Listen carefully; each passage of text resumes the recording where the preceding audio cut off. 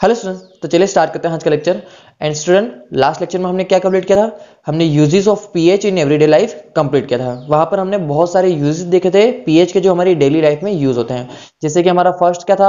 हमारा फर्स्ट था animals and plants के ऊपर। ठीक है, एनिमल्स और प्लांट के भी ऊपर भी क्या होता है, पीएच का बहुत बड़ा रोल होता है। ठीक है, इफेक्ट पड़ता है। कैसे? जब एसिड रेन होती है बेटा, तो क्या होता है, जो एसिड रेन का जो वाटर है वो क्या हो जाता है, लेक के वाटर के साथ मिक्सअप हो जाता है। और जो लेक में जो फिशरीज और जो रह रहे हैं, ठीक है, एक्वेटिक लाइफ जो सर्वाइव कर रहे हैं, उनको क्या होता है, ब्रीथिंग में प्रॉब्लम होती है। इसकी वजह से क्या होती है, उनकी डेथ होती है। ठीक है, फिर प्लांट्स को भी ये प्रॉब्लम हो सकती है।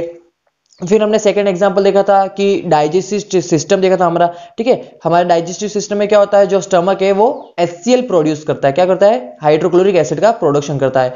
उस हाइड्रोक्लोरिक एसिड के प्रोडक्शन की वजह से क्या होता है बेटा, हमारा जो फूड है वो डाइजेस्ट होता है। कभी कभी क्या होता है, बहुत ज्यादा HCl प्रोड्यूस हो जाता है हमारी बॉडी में, उसकी वजह से क्या होती है, एसिडिटी क्रिएट होती है। और उस एसिडिटी से रिकवर होने के लिए हम क्या करते हैं, हम एंटा एसिड्स लेते हैं। ठीक है, एसिडिटी को जिससे हम रिकवर होते हैं, ठीक है, उसे क्या कहते हैं, हम एंटा एसिड्स कहते हैं। और उन एंटा एसिड्स का एग्जांपल क्या था बेटा? बेकिंग सोडा था। ठीक है, जिसे हमने सोडियम बाइकार्बोनेट बोला। फिर इनो ले सकते हो, फिर आप मिल्क ऑफ मैग्नीशिया ले सकते हो। ठीक है, तो ये सारे एग्जाम्पल थे आपके पास डाइजेस्टिव सिस्टम के लिए। ठीक है, फिर हमने क्या चेक किया था? फिर हमने चेक किया था टूथ डिके की बात करी थी हमने कि टूथ डिके जो हमारा होता है उसका भी, उस पर भी क्या होता है, पीएच का ही रोल होता है। क्यों? क्योंकि जब आप फूड जो आप खा रहे हो, ठीक है, वो फूड क्या होता है, फूड के अंदर शुगर पार्टिकल्स होते हैं, वो क्या होता है, हमारे दांत के यहाँ चिपक जाते हैं। ठीक है, फिर क्या होता है कि वो आफ्टर लॉन्ग टाइम क्या होता है, वो दांत को सड़ना मतलब दांत को सड़ाते, खराब करते हैं दांत को, वो प्रॉब्लम। तो उसकी वजह से क्या होता है, जो हमारे माउथ का जो पीएच है, सलाइवा है जो हमारे माउथ में, उसका जो पीएच है वो लोअर देन हो जाता है 5.5 से। जब हमारे माउथ का पीएच 5.5 से लोअर हो जाएगा तो हमारा क्या होता है, टूथ डिके होना स्टार्ट होता है। फिर उसके बाद हमने स्टिंग के बारे में देखा था कि जब भी हनी बी होती है, जो स्टिंग आपको मार के चलती है, ठीक है, स्टिंग मतलब काट के चली जाती है, तो क्या करती है, वो एसिड प्रोड्यूस करके जाती है। उस एसिड की प्रोडक्शन की वजह से क्या होता है, हमें हमें इरिटेशन होता है, पेन क्रिएट होता है हमारी बॉडी में। ठीक है, तो ये सारे इफेक्ट देखे थे हमने पीएच के। ठीक है, चलो आज अब हम नेक्स्ट टॉपिक कंप्लीट करेंगे। और नेक्स्ट जो हमारा टॉपिक रहेगा आज का, वो टॉपिक रहेगा आज का सॉल्ट। ठीक है, तो चलिए स्टार्ट करते हैं आज का लेक्चर। और आज हमें सीखना है कि सॉल्ट क्या होते हैं, इवन हमें यह सीखना है कि सॉल्ट के एग्जाम्पल क्या क्या है और उनके डेली लाइफ में यूजेस क्या है। तो चलिए स्टार्ट करते हैं आज का लेक्चर। तो देखिए बेटा, फर्स्ट टॉपिक है आज का सॉल्ट। चलिए, सॉल्ट क्या होते हैं? तो लिखिए, those compound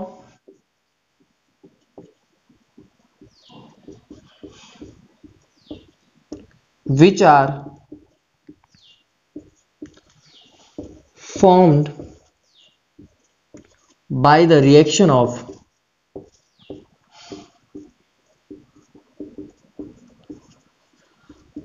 acids and bases are called salt। ठीक है, वो कंपाउंड जो एसिड और बेस से मिलकर बनते हैं उन्हें क्या बोलते हो आप? सॉल्ट बोलते हो। चलिए अब देखते हैं कुछ एग्जांपल सॉल्ट के।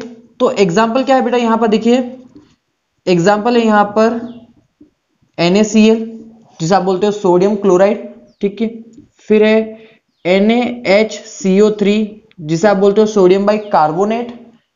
फिर आपके पास Na2CO3.10H2, इसे बोलते हो आप सोडियम कार्बोनेट डेकाहाइड्रेट। क्या बोलते हो? Sodium carbonate decahydrate. नाम टेंशन मत लो, मैं भी इन सबके ऊपर मैं डिस्क्रिप्शन लूंगा आपको। ठीक है, पूरा ब्रीफली पढ़ेंगे इन तीनों को, तो उसमें मैं इनका नाम भी आपको लिखवा दूंगा। ठीक है, तो चलो, तो बेटा देखो, सॉल्ट क्या होते हैं? ये वो कंपाउंड होते हैं जो एसिड और बेस से मिलकर बनते हैं, उन्हें क्या बोलते हो आप? सॉल्ट बोलते हो। जैसे एक रिएक्शन देखते हैं बेटा, देखो एक रिएक्शन की बात करता हूं मैं। तो मैंने लिया NaOH प्लस HCl।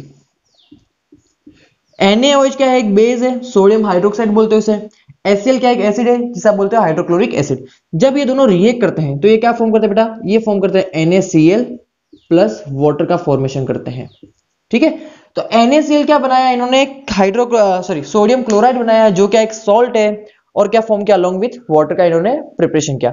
तो देखो हुआ क्या यहां पर, एक एसिड और बेस जब कंबाइन होते हैं तो क्या बनाता है? एक सॉल्ट प्लस वाटर। और इस रिएक्शन को क्या बोलते हो बेटा? न्यूट्रलाइजेशन रिएक्शन बोलते हो। याद है ना, हमने पढ़ा था केमिकल रिएक्शन में। इस रिएक्शन को क्या बोलते हो आप? न्यूट्रलाइजेशन रिएक्शन बोलते हो। चलो, अब इसके बाद हम सीखते हैं फर्स्ट हमारा एग्जाम्पल ऑफ द सॉल्ट, और फर्स्ट हमारा एग्जाम्पल है सॉल्ट का सोडियम हाइड्रोक्साइड।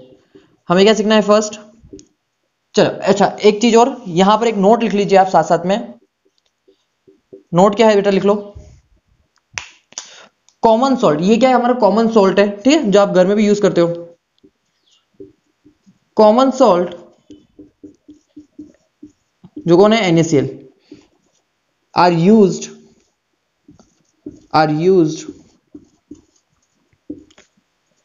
फॉर मेकिंग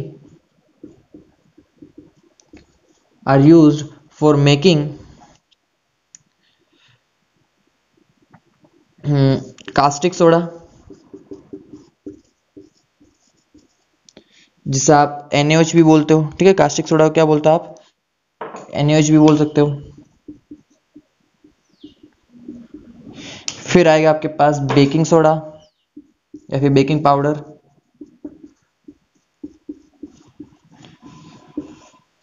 जिसे आप सोडियम बाइकार्बोनेट भी बोल सकते हो।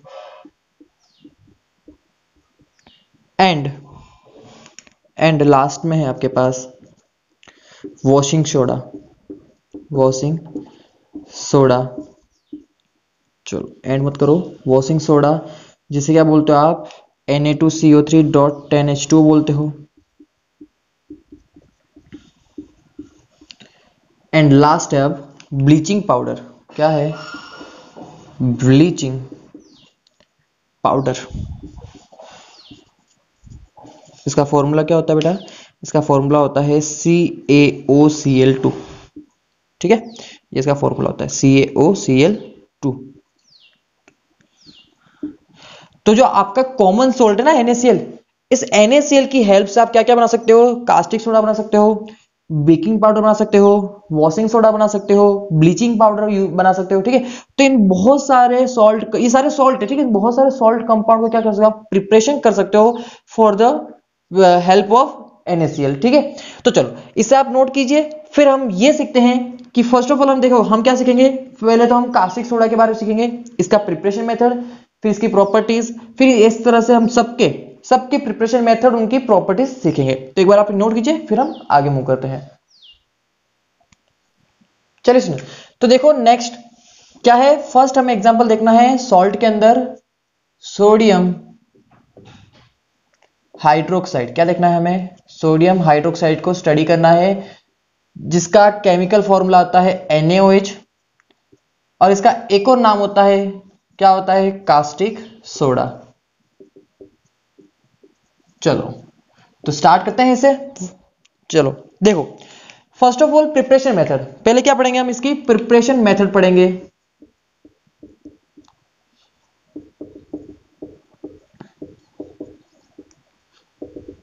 तो देखो बेटा ध्यान से, जब आप इट इज प्रिपेयर्ड बाय, लिखिए यहां पर, it is prepared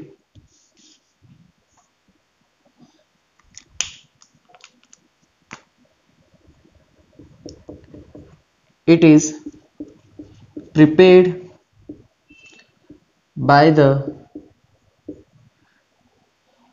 sodium by the electrolysis of aqueous solution of sodium chloride। जब आप सोडियम क्लोराइड का एक्वस सॉल्यूशन लोगे और उसका क्या करोगे? आप इलेक्ट्रोलाइसिस कराओगे। देखो आप समझो इलेक्ट्रोलाइसिस का मतलब क्या था बेटा, ध्यान से समझना। देखो हमने लिया aqueous solution of sodium chloride, ठीक है, इसकी रिएक्शन हमने, एक्वस का मतलब क्या होता है? इसके अंदर हमने वाटर ऐड कर रखा है, ठीक है, तो ये हमने वाटर लिख लिया, जो क्या है? लिक्विड है। अब इलेक्ट्रोलाइसिस का मतलब क्या होता है? हम क्या करेंगे? एक कंटेनर लेंगे, कंटेनर के अंदर हम वाटर फिल कर देंगे। क्या फिल कर देंगे? वाटर। और इसके साथ साथ फिल कर देंगे हम NaCl। क्या फिल कर देंगे? NaCl। फिर क्या करेंगे? इसमें दो इलेक्ट्रोड लगाएंगे। क्या लगाएंगे? दो इलेक्ट्रोड लगाएंगे, और दोनों इलेक्ट्रोड को हम बैटरी के थ्रू कनेक्ट कर देंगे। क्या करेंगे? हम बैटरी के थ्रू कनेक्ट कर देंगे। फिर जैसे आप बैटरी को स्टार्ट करोगे तो यहां पर क्या होगा? करंट फ्लो करेगी, उस करंट के फ्लो होने की वजह से यहां पर H2 और NaCl डिसोसिएट होते हैं। क्या होते हैं? डिसोसिएट होते हैं। तो H2 डिसोसिएट होगा H plus and OH minus के अंदर, ठीक है, और NaCl डिसोसिएट होगा Na plus and Cl minus के अंदर। इस तरह से क्या होता है? ये डिसोसिएट होते हैं। डिसोसिएट होते होकर क्या होगा बेटा? जो ऑपोजिट आयंस है, जो ऑपोजिट आयंस है वो क्या होते हैं? आपस में ऐड हो जाते हैं। मतलब कि NaOH क्या हो जाएगा? ऐड हो जाएगा। तो आपको क्या मिलेगा? एक तो NaOH मिलेगा प्लस, अब देखो NaOH तो ऐड हो गया, ठीक है, लेकिन HCl नहीं मिलता है। HCl नहीं मिलता। क्या मिलता है यहां पर? एक मिलती है आपको हाइड्रोजन गैस। क्या मिलती है? हाइड्रोजन गैस प्लस प्लस और क्या मिलता है? क्लोरीन गैस मिलती है। क्या मिलती है? क्लोरीन गैस मिलती है।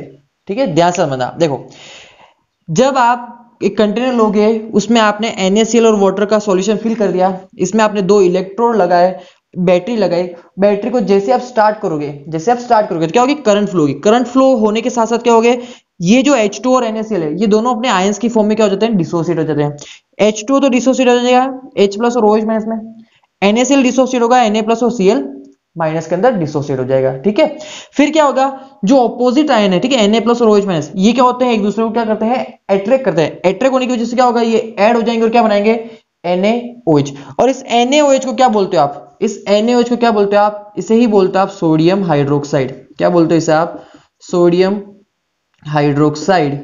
और दूसरा क्या बोल सकते हैं? इसे कास्टिक सोडा भी बोलते हैं। क्या बोलते हैं? कास्टिक सोडा भी बोलते हैं। अलोंग विथ हमें क्या मिलता है? दूसरा, एक तो मिलती है हमें हाइड्रोजन गैस, एक तो क्या मिलती है हमें? हाइड्रोजन गैस, और एक क्या मिलेगी आपको? क्लोरीन गैस मिलेगी। क्या मिलेगी आपको? क्लोरीन गैस मिलेगी। तो ये जो पूरा प्रोसेस है, इस प्रोसेस में क्या हुआ? आपने NaCl और वाटर का जो सॉल्यूशन लिया, उसमें आपने करंट पास की, मतलब कि आपने क्या किया? उसका इलेक्ट्रोलाइसिस किया। क्या किया? इलेक्ट्रोलाइसिस किया। तो जब करंट पास की तो NaCl और H2O डिसोसिएट हो गए, किसमें कन्वर्ट हो गए? NaOH, सोडियम हाइड्रोक्साइड और कास्टिक सोडा, और क्या मिला आपको? Hydrogen gas plus chlorine gas. इस पूरे मेथड का नाम क्या है बेटा? इस पूरे मेथड का नाम है क्लोर एल्कली मेथड। क्या नाम है इसका? क्लोर एल्कली मेथड। क्या नाम है? क्लोर एल्कली मेथड। क्यों क्लोर एल्कली बोला इसको? देखो, क्लोर का मतलब तो इसमें क्या मिला आपको? क्लोरीन गैस मिली। एल्कली, एल्कली का मतलब क्या होता है? बेस। एल्कली का मतलब होता है बेस। बेस का एक नाम होता है, क्या होता है? जो एल्कली। वो सारे बेस जो वाटर के अंदर जाने पे डिसोसिएट हो जाते हैं, वो सारे बेस जो वाटर के अंदर जाने पर डिसोसिएट हो जाते हैं, उन बेस को क्या बोलते हो आप? एल्कली बोलते हो। याद रखना, और जो भी बेस है, जितने भी बेस है, वो अगर वाटर में जाकर अगर डिसोसिएट हो रहे थे, उन बेसिस का क्या नाम दोगे आप? एल्कली नाम दोगे। ठीक है, तो अब एल्कली देखो, NaOH का एक बेस है, इसको जब आप वाटर में डिसोसिएट करोगे तो किसकी फॉर्म में डिसोसिएट होगा? ये डिसोसिएट होगा Na प्लस और OH माइनस की फॉर्म में। क्या होगा? फर्दर डिसोसिएट हो जाता है। ठीक है, तो ये क्या है? एक एल्कली है। तो हमें क्या मिला यहाँ पर? क्लोरीन मिला और एक एल्कली भी मिला, इसलिए इस मेथड का क्या नाम रखा हमने? क्लोर एल्कली मेथड इसका नाम दिया गया है। ठीक है, तो ये प्रोसेस होता है preparation method for the sodium hydroxide और कास्टिक सोडा के लिए, जहां पर ये रिएक्शन बहुत बहुत इंपॉर्टेंट है। ये आपसे एग्जाम में जरूर पूछा जाएगा। और किस नाम से पूछेगा आपको? आपको पूछेगा क्लोर एल्कली मेथड लिख कर बताओ। ठीक है, क्या बोलेगा आपको? क्लोर एल्कली मेथड बोलेगा आपको। तब आपको ये रिएक्शन याद होनी चाहिए। ठीक है, और इनमें सबके नाम भी लिखना आपको। इनका, इसका नाम लिख लिया, इसका लिख लेना आप, क्लोरीन गैस है, और इसका नाम क्या है? हाइड्रोजन गैस है। एक और चीज, अब इनके यूजेस क्या है? तो देखो, इसके यूजेस लिखते हैं। अब देखो, यूजेस किसके लिखना है? NaOH के यूजेस लिखने हैं। ठीक है, तो लिखो, it is a strong base, it is a strong base and it is used for making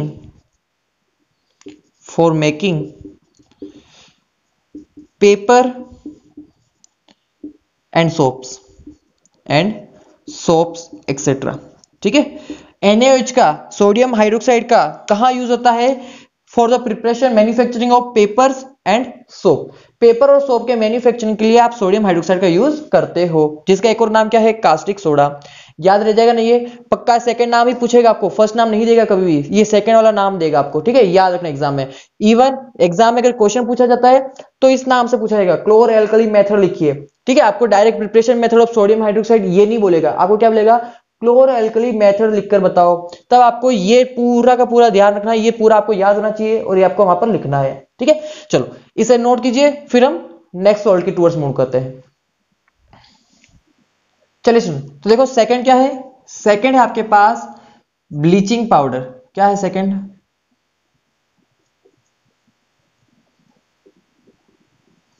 bleaching powder. चलो फॉर्मूला क्या है बेटा इसका? इसका फॉर्मूला है CaOCl2, ये इसका फॉर्मूला है। चलो लिख लिया। देखो चलो प्रिपरेशन मेथड स्टार्ट करें इसकी। तो it is prepared by the, देखिए it is prepared by the chlorine gas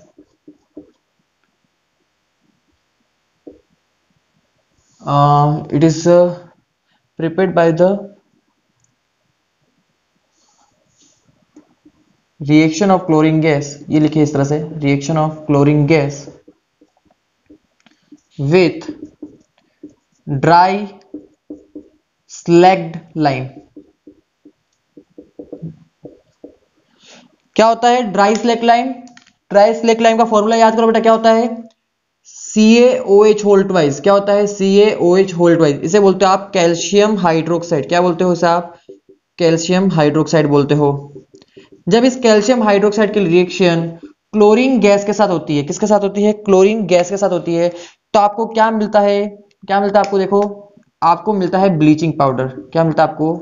bleaching powder मिलता है along with water, along with water.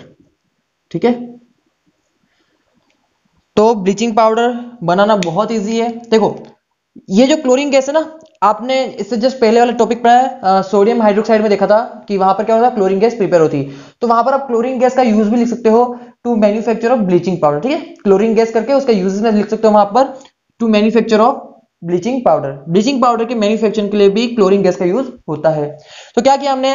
हमने ड्राई स्लैक्ड लाइम लिया। ठीक है, आपको नाम याद रखना है इसका। एक और नाम क्या है इसका? इसका एक और नाम है स्लैक्ड लाइम। क्या नाम है इसका?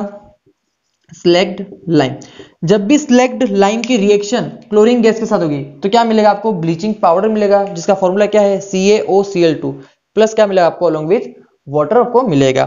चलो अब ये तो देख लिया हमने इसकी प्रिपरेशन मेथड, अब देख लेते हैं इसके यूजेस। तो चलो लिखो यूजेस बेटा इसके क्या क्या है। तो इसका सिंपल सा यूज है, देखो it is used as a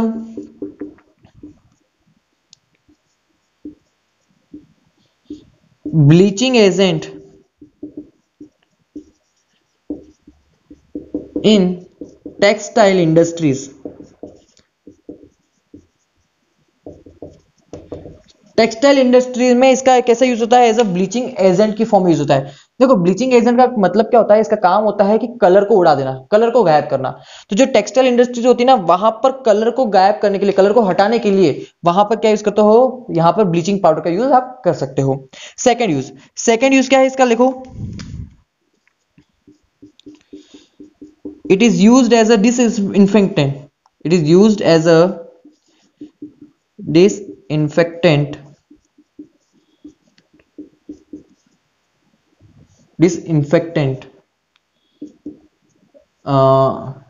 it is used as a disinfectant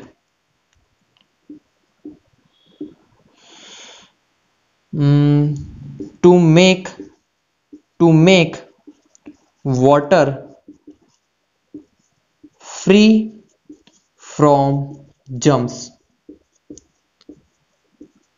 ठीक है, देखो वाटर जो जर्म्स होता है ना वाटर के अंदर, उसको खत्म करने के लिए, उसको किल करने के लिए आप ब्लीचिंग पाउडर का यूज कर सकते हो। ठीक है, तो डिसइंफेक्टेंट की फॉर्म में भी इसका यूज हो सकता है। ठीक है, इसके अंदर क्या होता है? देखो क्लोरीन होती है, ये जो क्लोरीन होती है ना, ये रिस्पॉन्सिबल होती है वाटर के अंदर जो जर्म्स होते हैं उनको किल करने के लिए, याद रखना। ठीक है, ये फिर थर्ड यूज है इसका, it is used as a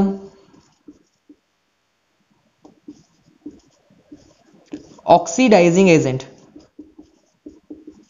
it is used as a oxidizing agent. जो ऑक्सीडाइजिंग एजेंट होता है, देखो ऑक्सीडाइजिंग एजेंट क्या होता है? मतलब कि अगर मैं किसी का ऑक्सीडेशन कर रहा हूं तो मैं कौन हूं उसके लिए, मैं ऑक्सीडाइजिंग एजेंट हूं। मतलब कि ये सिंपल होगा, अगर मैं आपका अगर ऑक्सीडेशन करता हूं तो मैं कौन हूं आपके लिए, मैं ऑक्सीडाइजिंग एजेंट हूं। इसी तरह से जो आपका ब्लीचिंग पाउडर है, इसके अंदर कौन, देखो ऑक्सीजन है, ये ऑक्सीजन प्रोवाइड करता है सामने वाले को, तो उसका क्या हो जाएगा, ऑक्सीडेशन हो जाएगा। तो इसलिए ये क्या कहलाएगा, ऑक्सीडाइजिंग एजेंट कहलाएगा। ठीक है, तो इसके ये तीन मेन यूज है, बहुत इंपॉर्टेंट है, यूज आपसे पूछे जाते हैं एग्जाम में। ठीक है, तो ये आप नोट कीजिए, फिर हम नेक्स्ट सॉल्ट की टुवर्ड्स मूव करते हैं। चलिए तो देखो नेक्स्ट क्या है बेटा, नेक्स्ट आपके पास बेकिंग सोडा और सोडियम बाइकार्बोनेट। ठीक है, फॉर्मूला क्या होता है बेटा इसका, NaHCO3। इसका एक और नाम हो सकता है, इसका एक और नाम क्या होता है बेटा, देखो ध्यान से, सोडियम हाइड्रोजन कार्बोनेट। इसका एक और नाम क्या हो सकता है, सोडियम हाइड्रोजन कार्बोनेट। ठीक है, अगर आपको बेकिंग सोडा बोले, अगर आपको सोडियम बाइकार्बोनेट बोले, या फिर आपको बोले सोडियम हाइड्रोजन कार्बोनेट, तो किसकी बात कर रहा है वो, NaHCO3 की बात कर रहा है। ठीक है, चलो प्रिपरेशन मेथड, तो देखो it is obtained by the reaction of CO2 gas with saturated solution of ammoniacal brine. अब देखो अमोनिकल ब्राइन का सॉल्यूशन क्या होता है, ये क्या है, saturated solution of ammoniacal brine. तो अमोनिया का सोडियम क्लोराइड के साथ जो सॉल्यूशन होता है ना, अमोनिया का सोडियम क्लोराइड के साथ जो सॉल्यूशन होता है उसे बोलते हैं आप अमोनिकल ब्राइन सॉल्यूशन। इस अमोनिकल ब्राइन सॉल्यूशन की आपने रिएक्शन कराई कार्बन डाइऑक्साइड गैस के साथ, और वाटर भी यहां पर प्रेजेंट है। ठीक है, देखो इन सब की फिजिकल स्टेट लिख लेते हैं। तो ये तो हो जाएगा एक्वस, ये हो जाएगा लिक्विड, ये हो जाएगा गैस, और इसको भी आप कर दो गैस। ठीक है, तो चलो हमने क्या किया, हमने NaCl लिया प्लस वाटर लिया प्लस CO2 लिया प्लस अमोनिया लिया। इन चारों की जब हमने रिएक्शन करवाई तो क्या मिला हमें, हमें मिला सोडियम बाइकार्बोनेट। नाम लिख लीजिएगा इसका, इसका नाम क्या है, सोडियम, या फिर सीधा लिखते हैं हम बेकिंग सोडा। क्या लिख सकते हैं हम, बेकिंग सोडा। अमोनिकल ब्राइन के साथ जब हमने कार्बन डाइऑक्साइड की रिएक्शन कराई तो हमें क्या मिला, baking soda plus NH4Cl। NH4Cl क्या होता है बेटा, ये होता है अमोनियम, क्या होता है ये, अमोनियम क्लोराइड। क्या होता है, अमोनियम क्लोराइड। नाम याद रखना है, नाम बहुत इंपॉर्टेंट है, एग्जाम में नाम लिखना ही पड़ेगा आपको, वरना आपको नंबर नहीं मिलेंगे। ठीक है, तो देखो हमने क्या किया, NaCl लिया प्लस वाटर लिया प्लस CO2 गैस ली प्लस अमोनिया लिया। जब हमने इन चारों को ऐड किया तो हमें क्या मिला, हमें sodium bicarbonate along with ammonium chloride हमें ऑब्टेन हुआ। ये रिएक्शन आपसे पूछेगा ही पूछेगा, बहुत इंपॉर्टेंट है। देखो बहुत लेंथी रिएक्शन है, लेकिन कंफ्यूज नहीं होना है। क्यों, क्योंकि इस रिएक्शन को हम इसी चैप्टर में 2 बार पढ़ने वाले हैं, इसलिए कंफ्यूज नहीं होना है, बहुत सिंपल हो जाएगी रिएक्शन। आपको क्या करना है, बस इसको रेगुलर प्रैक्टिस करनी है, एक दिन में 2 से 3 बार प्रैक्टिस कर लोगे, आपको इजीली ये रिएक्शन अच्छे से याद हो जाएगी। क्या किया हमने, हमने NaCl लिया प्लस हमने वाटर लिया प्लस CO2 गैस ली प्लस हमने अमोनिया लिया, हमने इन चारों को ऐड कर दिया, क्या मिल गया हमें, sodium bicarbonate along with ammonium chloride. ठीक है, समझ में आ जाएगा इतना सा।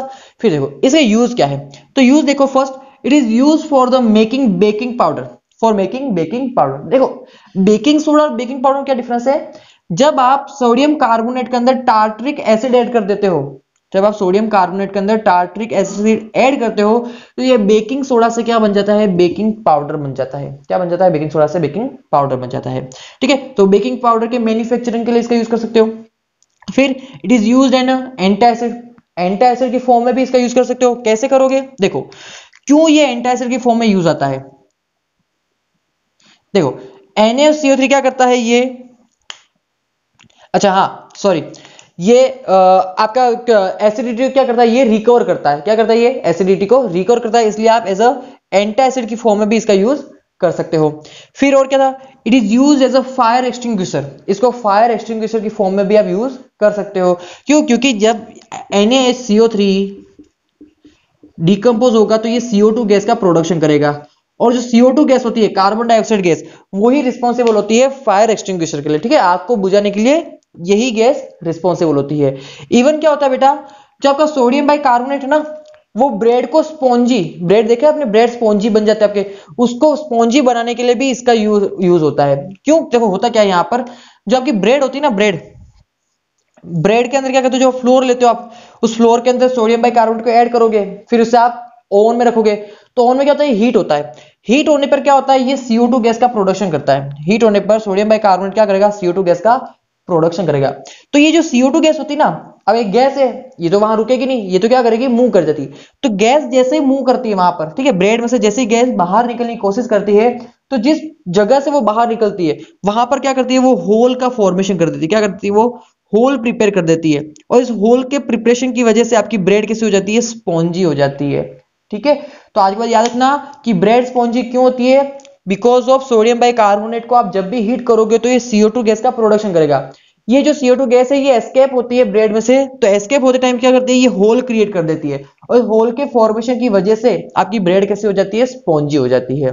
तो चलिए, आई होप ये समझ में आ गया होगा, इसे नोट कीजिए, फिर हम लास्ट सॉल्ट पढ़ लेते हैं। चलिए स्टूडेंट, तो लास्ट कंप्लीट कर लेते हैं हम वॉशिंग सोडा। देखो वॉशिंग सोडा क्या होता है बेटा, इसका फॉर्मूला होता है Na2CO3.10H2O। इसका एक और नाम क्या होता है, इसका एक और नाम होता है सोडियम कार्बोनेट डेकाहाइड्रेट। ठीक है, क्या नाम होता है इसका, सोडियम कार्बोनेट डेकाहाइड्रेट। तो देखो वॉशिंग सोडा कैसे बनाते हो, तो देखो हमने अभी सोडियम बाइकार्बोनेट बनाना सीखा था, ठीक है, जिसे आप बेकिंग सोडा कहते हो। बेकिंग सोडा कैसे बनाया था हमने लिया था NaCl, क्या लिया था हमने, NaCl लिया, प्लस हमने वाटर लिए, प्लस हमने CO2 लिया, प्लस हमने क्या लिया, अमोनिया लिया। जब हमने इसकी रिएक्शन कराई तो हमें क्या मिला, हमें मिला sodium bicarbonate along with ammonium chloride. ये जो सोडियम बाइकार्बोनेट आपका फॉर्म हुआ है, इसी की हेल्प से क्या बनता है, आपका बेकिंग वॉशिंग सोडा बनता है। क्यों, सोडियम बाइकार्बोनेट को जब आप हीट करोगे बेटा तो क्या मिलेगा आपको, सोडियम कार्बोनेट, क्या मिलेगा आपको मिलेगा sodium carbonate along with water. क्या मिलेगा, अलोंग विथ वाटर। इस सोडियम कार्बोनेट की रिएक्शन आप वाटर के साथ करवा लो, किसके साथ, वाटर के साथ करवा दो, तो इसे कहते हो वाटर ऑफ क्रिस्टलाइजेशन। इस प्रोसेस को क्या कहते हो आप, इस प्रोसेस की मतलब क्या है, देखो सोडियम कार्बोनेट की रिएक्शन जब आप वाटर के साथ कराते हो ना, तो इस प्रोसेस का नाम होता है water of crystallization. Water of crystallization होता है इसका नाम, ठीक है, ध्यान रख लेना, वाटर ऑफ क्रिस्टलाइजेशन होता है इसका नाम, जब आप किसी भी कंपाउंड की रिएक्शन वाटर के साथ करवाते हो। ठीक है, तो जब आपने इसकी रिएक्शन वाटर के साथ कराई तो हमें क्या मिला, Na2CO3.10H2O। .10H2O, डॉट का मतलब क्या हुआ कि वाटर के जो 10 मॉलिक्यूल है इस कंपाउंड के साथ क्या है, बॉन्ड बनाकर जुड़े हुए हैं। ठीक है, अट्रैक्शन फोर्स की वजह से इससे अटैच है। इसको ही क्या कहता है आप, सोडियम कार्बोनेट डेकाहाइड्रेट। डेका मतलब कि 10 और हाइड्रेट मतलब कि वाटर। ठीक है, तो इस तरह से आप सोडियम का बाइकार्बोनेट की हेल्प से आप क्या बना सकते हो, सोडियम कार्बोनेट को आप प्रिपेयर कर सकते हो, सॉरी सोडियम कार्बोनेट डेकाहाइड्रेट को आप प्रिपेयर कर सकते हो, जिसे आप वॉशिंग सोडा भी बोलते हो। सिंपल सा है, कुछ नहीं करना है आपको, सोडियम बाइकार्बोनेट बनाना आता है ना, बस सोडियम बाइकार्बोनेट को क्या करना है, आपको हीट करना है। हीट करने में क्या मिल जाएगा आपको, सोडियम कार्बोनेट। इस सोडियम कार्बोनेट का क्या करना है, आपको वाटर ऑफ क्रिस्टलाइजेशन करवा देना है, मतलब कि वाटर के साथ रिएक्शन करवा देनी है, तो आपको क्या मिल जाएगा, Na2CO3.10H2O। बहुत सिंपल मेथड है, इजीली ये प्रोसेस आपको याद हो जाएंगे। ये दोनों स्टेप आपको लिखनी है, एग्जाम में याद रखना, सिर्फ एक स्टेप लिख के मत आना, दोनों स्टेप लिखनी पड़ेगी। ठीक है, चलो एक और चीज, यूजेस देख लेते हैं इसके।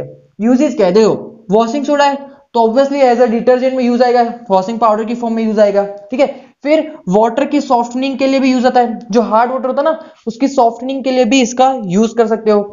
फिर it is use in the manufacture of glass and cement. Glass and cement को प्रिपेयर करने के लिए भी इसका यूज करते हो आप। ठीक है, तो आई होप ये अब आपको क्लियर होगा। 4 सॉल्ट हमने कंप्लीट कर लिए हैं, एक और सॉल्ट कंप्लीट कर लेते हैं साथ साथ में।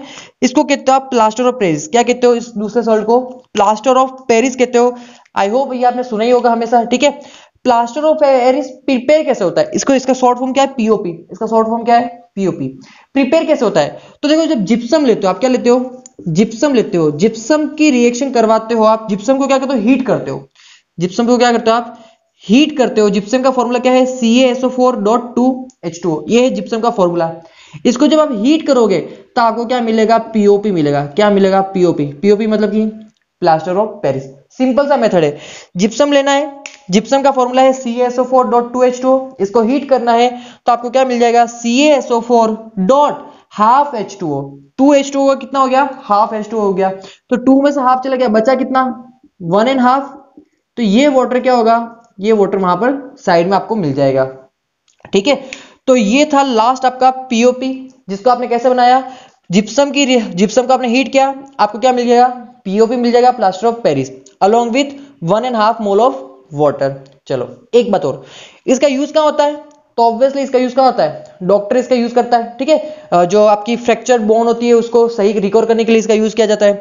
फिर इसका यूज और भी होता है, देखो घर में भी इसका यूज होता है, ठीक है, वाटर प्रूफिंग के लिए, वहां पे भी पीओपी करते हो आप घर में, ठीक है। फिर आप टॉयज के मैन्युफैक्चरिंग के लिए इसका यूज करते हो, ठीक है, जो टॉयज बनते हैं ना आपके, उनकी मैन्युफैक्चरिंग में भी पीओपी का यूज होता है। इसको जिप्सम कहते हो, इसको पीओपी कहते हो, दोनों में कंफ्यूज मत होना। सिर्फ यहाँ पर CaSO4.2H2 की जगह क्या लिख दोगे? CaSO4.12H2O, तो क्या बन जाएगा आपका? पीओपी बन जाएगा। समझ में आ गई बात? एक और चीज, पीओपी को आप 100 डिग्री सेल्सियस से अबव हीट नहीं कर सकते।